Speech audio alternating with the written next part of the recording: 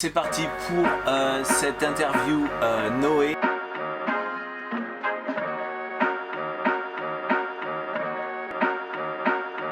Compliqué parce que voilà, ça devait être une étape courte qui finalement, avec l'arrêt au stand qu'on a dû faire à cause de la météo, les cartes qui ont été complètement rebattues en fait après le deuxième départ.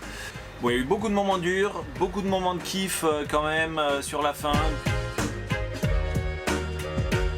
Au départ, moi je me suis fait complètement coller et donc là ça a été vraiment dur mentalement en fait de voir tout le monde passer à quelques milles avec du vent et moi être collé dans la pétole. Donc ça c'était vraiment dur. La solitude c'est vraiment pas quelque chose moi qui me dérange, au contraire être tranquille en mer tout seul c'est vraiment cool.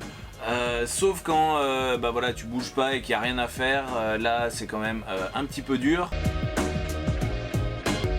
Pas forcément sur des horaires de jour, de nuit. Moi le seul horaire dans la journée que j'ai c'est 15h UTC, c'est l'heure où j'ai la météo et le reste du temps en fait je me repose dès que je peux, dès que les conditions le permettent.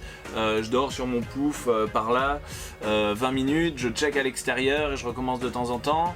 Voilà, dès que je sens que j'ai faim j'essaie de manger, donc je mange des petites quantités mais assez régulièrement. Sur cette première étape, j'aurais eu le temps de lire. Malheureusement, j'avais pas pris de livre, mais bon, là avec la pétole et tout, j'aurais bien fait de prendre un livre. Donc, au cas où, pour la deuxième étape, je vais en prendre. La longue route de Bernard Moitessier, un super bouquin.